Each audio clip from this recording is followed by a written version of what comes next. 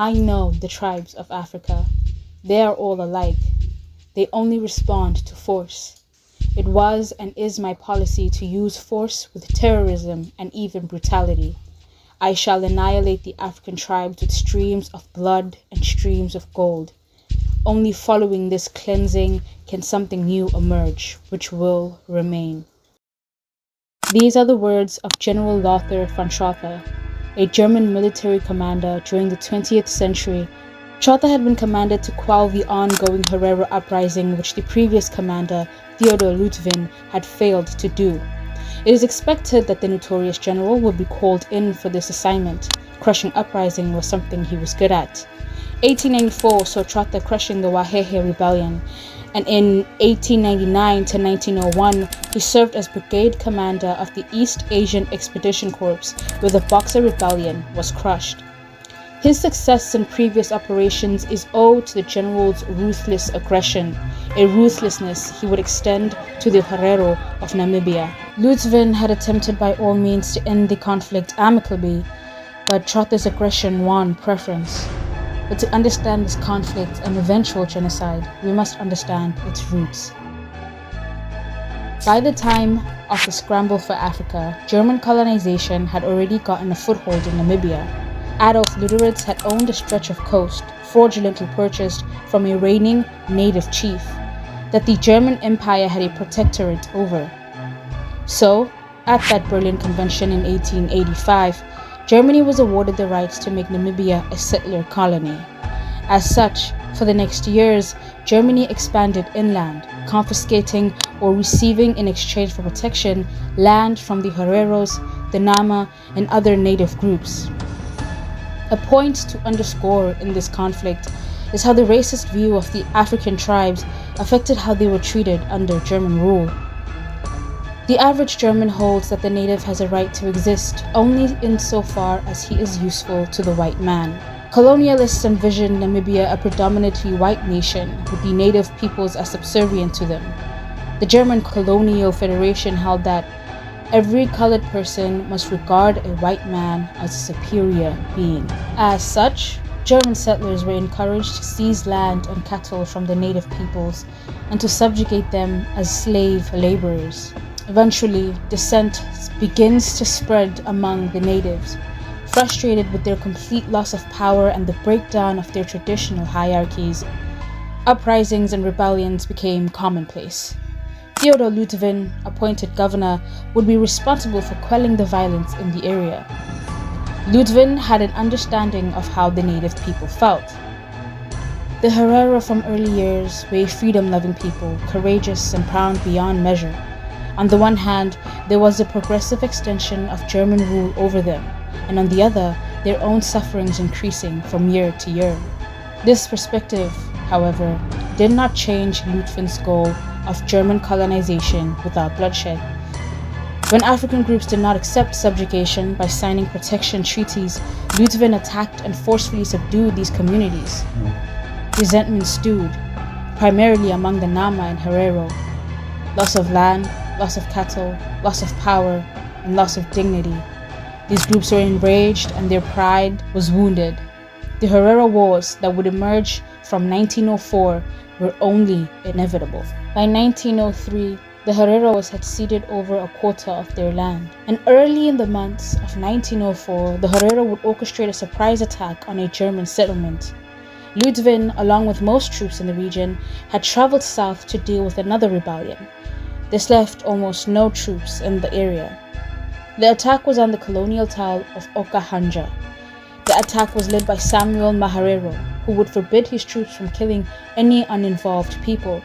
This included non-German European settlers, German missionaries, women, and children. Despite this order, 3 women and 7 Boers died in the attack. Between 123 and 150 German settlers were killed in said attack. Lutvin immediately recognized what this meant, and in a desperate plea to Maharero, pleaded for a negotiation to end the war.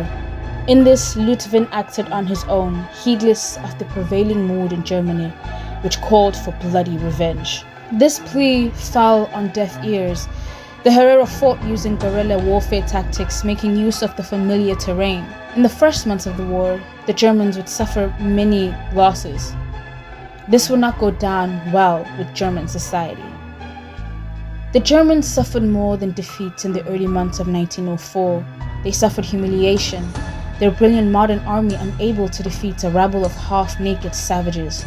Cries in the Reichstag from the Kaiser himself for total eradication of the Hereros grew strident. Despite these early losses, under the command of Ludwig, the German forces gained ground. The Herero was simply overwhelmed by the more modern, well-equipped German army. By 1904, Herero forces were cornered at the Waterbach Plateau. Ludwig had not abandoned hopes for a peaceful conclusion to war yet. He continued to negotiate a surrender.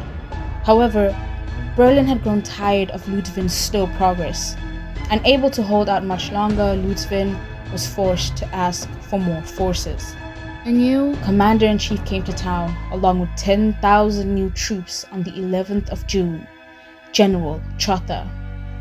The general abandoned all negotiations for peace and was determined to completely crush Herero forces, and he aimed to end this war at Waterbach.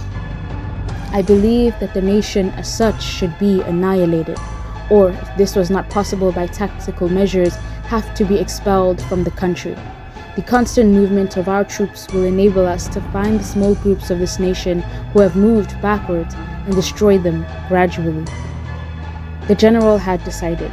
He wanted the Herero completely destroyed. He planned to encircle the Herero and trap them and completely subdue them for a decisive victory. Over 60,000 Herero, including women and children and the elderly, were in Waterberg. The battle took place on the 11th of August, 1904. Troops organized in 6 columns surrounded the Herero and fighting broke out. Around 3,000 to 5,000 Herero combatants were killed in the battle. Despite the attempt to trap them, the Herero escaped, fleeing into the Omaheke as their last resort. Indiscriminate killing would follow.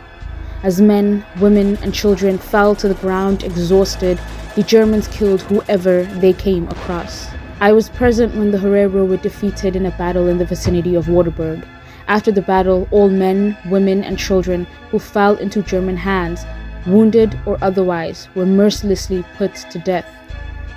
Then the Germans set off in pursuit of the rest, and all those found by the wayside and in the sandveld were shot down and bayoneted to death. The mass of the Herero men were unarmed and thus unable to offer resistance. They were just trying to get away with their cattle. There were 3 fates of the Herero on that day. Tens of thousands who were killed in the initial pursuit. Tens of thousands who were trapped in the desert, not able to go back, who died of thirst in the unforgiving desert, with skeletons found around 13-meter holes dug in an attempt to find water. And lastly, the only 1,000 Herero who made it to Bechuanaland, where they received asylum from the British government. I, the general of the German soldiers, send this letter to the Herero. The Herero are German subjects no longer. They have killed, stolen, cut off the ears and other parts of the body of wounded soldiers, and now are too cowardly to want to fight any longer. I announce to the people that whoever hands me one of the chiefs shall receive 1,000 marks and 5,000 marks for Samuel Maharero. The Herero nation must now leave the country. If it refuses, I shall compel it to do so with the cannon. Any Herero found inside the German frontier with or without a gun or cattle will be executed. I shall spare neither women nor children. I shall give the order to drive them away and fire on them. Such are my words to the Herero people. And so the ethnic cleansing went on for months with considerable support from German society and officials. This bold enterprise shows up in the most brilliant light the ruthless energy of the German command in pursuing their beaten enemy. No pains, no sacrifices were spared in eliminating the last remnants of enemy resistance. Like a wounded beast, the enemy was tracked down from one waterhole to the next until finally he became victim of his own environment. The arid Omaheke Desert was to complete what the German army had begun, the extermination of the Herero nation. Opposition to the commander's policy of annihilation was only a result of the Herero being seen as a source of cheap labor. So when orders arrived in Namibia that ended the policy of annihilation, they only served to exploit the Herero for labor. As stated by these orders, the surviving Herero were to be put into concentration camps where they were to be used as labor and medical experiments. The Nama attempted similar rebellions but quickly received the same treatment and were put into these very same camps. Many prisoners were worked to death under harsh conditions. Beatings, shootings, and hangings were used to keep order. There are hundreds of them, mostly women and children and a few old men.